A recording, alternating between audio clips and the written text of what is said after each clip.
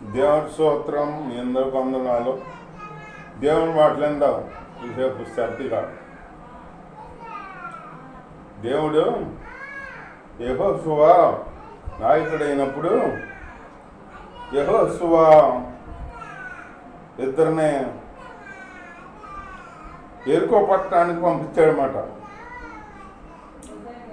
ఎరుకో పట్టణానికి ఏగు చూడమని పంపించాడనమాట.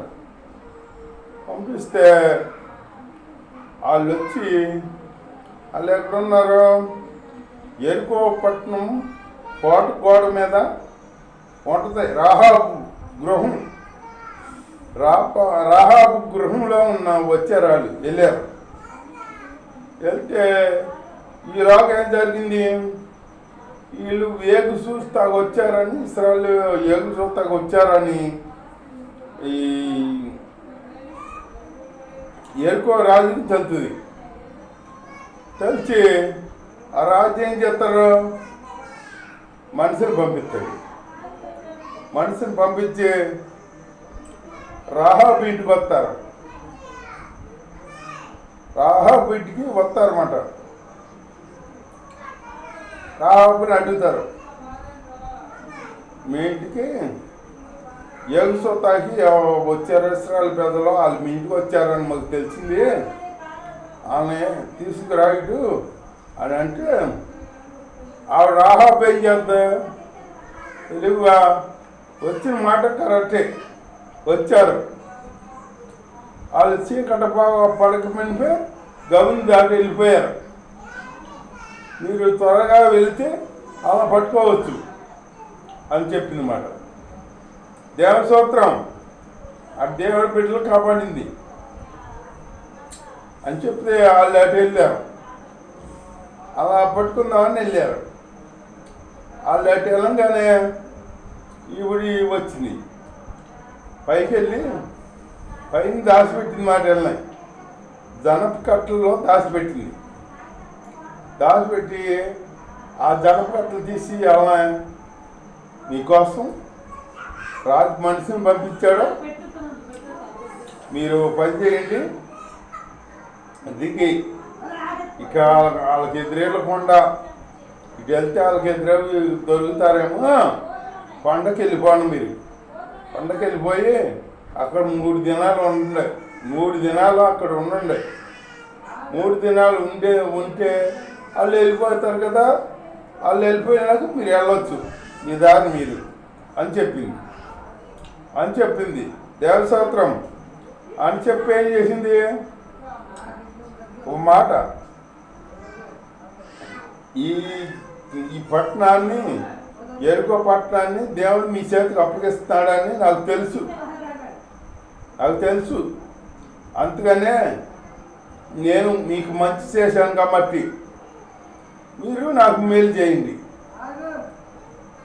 నేను నా తండ్రి వారు కాపాడబడాలి, మీరు సహాయం చేయండి అని అంటే వాళ్ళు అన్నారు, ఈ దేవుడు గొప్ప దేవుడు అని ఒప్పుకుందాం. ఇప్పుడు ముందు ఈ దేవుడు ఎర్ర సముద్రం పాలు చేసే దేవుడు, 6 నెలలుగా చేసిన దేవుడు, యోర్దాన్ని ఎకరాస్గా నిలబెట్టిన దేవుడు, అద్భుత కార్యాలు చేసే దేవుడు మీ దేవుడు అని చెప్పింది మాట. అన్ని జనులు తెలుసుకుంటున్నారు దేవుడి గురించి గొప్పదనంగా, గొప్ప దేవుడని. మనం దేవుని అద్భుత కార్యాలు తెలుసుకోలేకపోతున్నాం. మనం దేవుడి దగ్గరికి వెళ్ళి దేవుడు అంటే ఏంటి వెళ్తున్నాం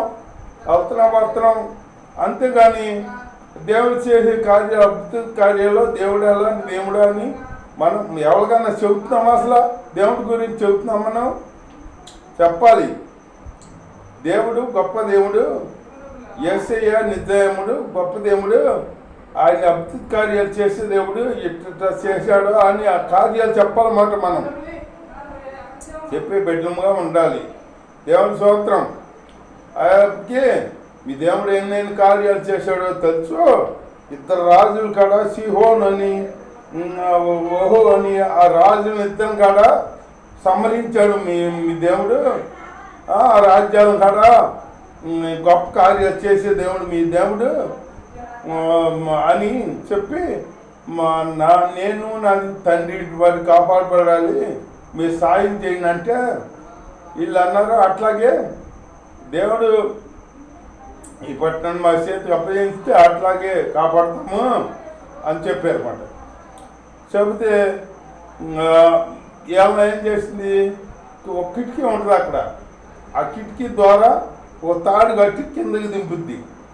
కిందకి దింపి వాళ్ళు అంటారు వెళ్ళేటప్పుడు, ఈ ఉగ్రత వచ్చేటప్పుడు,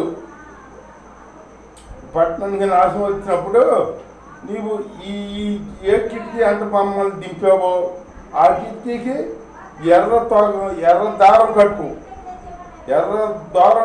దారం కట్టు. ఆ ఎర్ర దారం కడితే అప్పుడు ఆ ఎర్ర దారం చూసి సమరదూత దాడికి పోతాయి అని చెప్పారన్నమాట. దేవుని స్తోత్రం అని చెప్పారన్నమాట. సరే అని చెప్పి వెళ్ళిపోయి కొండకి వెళ్ళారన్నమాట. కొండకి వెళ్ళి 3 దినాలు ఉన్నారు అక్కడ. 3 దినాలు ఉండేటప్పటికి వీళ్ళు ఇక్కడ చూసుకుని వెళ్ళిపోయారు. వాళ్ళు ఎరుకో రాజు సైన్యం వీళ్ళ దారిని వీళ్ళు వెళ్ళిపోయి అక్కడికి వెళ్ళి యెహోషువకి చెప్పారు, జరిగిందంతా చెప్పారన్నమాట. ఇట్ట సంగతే మమ్మల్ని రాహాబు అని వేసి కాపాడింది, ఆవిడ ఇట్లా మాకు మేలు చేయమని ఆవిడ జరిగింది, మేము ఇట్లా చెప్పాము అని చెప్పారు. చెప్పేటప్పటికి యెహోషువ వీళ్ళు యెరికో పట్టణం ఈ ఉగ్రత వచ్చినప్పుడు ఈ రాహాబు ఏం చేసింది, ఆ కిటికీకి ఎర్ర దారం కట్టింది అన్నమాట. కట్టి రాహాబు తండ్రి, తల్లి, అన్నదమ్ములు అందరూ ఆ కుటుంబం మొత్తం వీళ్ళ ఇంట్లో ఉన్నారన్నమాట. దారం కట్టి ఆ సంహార దూత వచ్చినప్పుడు ఈ దారం చూసి ఎర్ర దారం చూసి దాటి వెళ్ళిపోద్దన్నమాట. అప్పుడు అందుకనే వాళ్ళు నిలువు కమ్మికి అడ్డగమ్మికి సిలువు గుర్తేయమని వాళ్ళు చూసిపోయారుగా. అట్లాగే అప్పుడు సంహార దూత అట్లా చూసి వెళ్ళిపోయేదంట. అట్లాగా వీళ్ళు యెరికో పట్టణానికి వస్తే యెరికో పాడే ఉంటుంది.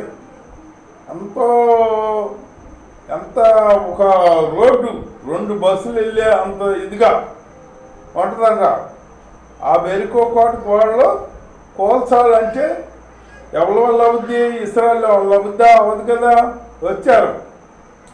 వచ్చారు కానీ ఆ వాళ్ళ కోల్తాకి ఎట్లాగేయాలి అని చెప్పి వెళ్ళాక ఏం చేయకుండా కొరకని సుతులు సూత్రాలు చెల్లిస్తా తిరుగుతున్నారు. కోటగోడల చుట్టూరు తిరుగుతున్నారు అన్నమాట. దేవుడు చెప్పాడు ఆ మాట, మీరు 7 సార్లు సుతుల సూత్రాలు చెల్లించుకుని తిరగండి. 7వ రోజుని 7 మాటలు మళ్ళీ తిరగమన్నాడు అన్నమాట. అట్లా తిరిగేటప్పటికి వీళ్ళు 6 దినాలు శుద్ధుల సూత్రాలు చెల్లిస్తూ, శుద్ధుల సూత్రాలు ఆయుధాలు ఏమి లేవు. ఏమని అన్నట్టు యుద్ధము యెహోవాది, యుద్ధం చేసేది ఆయనే, మన ఊరికని నేను నిలబడి సూతమే. వీళ్ళు శుద్ధుల సూత్రాలు చెల్లిస్తే యెరికో కోటగాళ్ళన్నీ కూలిపోయినాయి అంట. అంత ఎలా పుడుకున్న కోటగాళ్ళే కూలిపోయినాయి అంట. దేవుడికి అసాధ్యమైంది ఏమి లేదు. దేవుడికి సమస్తం సాధ్యమే. కానీ దేవుడు చేస్తాడో కార్యం అని మనం నమ్మాలి. మనం నమ్మామనుకో దేవుడు చేయని కార్యం అంటే ఏమి లేదు. దేవుడు గొప్ప కార్యం చేస్తాడు, ఆశ్చర్య కార్యాలు చేస్తాడనమాట, అద్భుత కార్యాలు చేస్తాడనమాట. ఎర్ర సముద్రం పాలు చేశాడంటే, ఎర్ర సముద్రం పాలు చేయాలంటే మాటలా? ఎర్ర సముద్రం పాలు చేయాలంటే మాటలు కాదు. దేవుని మరి ఆ తూర్పు గాలి రప్పించి పాయిలు అయిపోయిందంట. 6 నెల అయిపోయిందంట. 6 నెలల మీద ఇశ్రాయేలు అడిచెళ్ళారన్నమాట. అట్లాగే అట్లాంటి కార్యాలు చేస్తాడు మన దేవుడు. కాబట్టి మనం నమ్మాలి, నాకు ఈ కార్యం చేయాలని నమ్మాలి. నమ్మకుండా ఉంటే మనం కార్యాలు చూడలేము. ఒక ఆయన చంద్రరోగం కలిగిన కుర్రాడు తండ్రి వచ్చేటప్పటికే బాగు చేద్దామని వచ్చేటప్పటికి యేసు లేడంట, శిష్యులు ఉన్నారంట. ఆ శిష్యులు ప్రార్థన చేస్తే వెళ్ళదంట.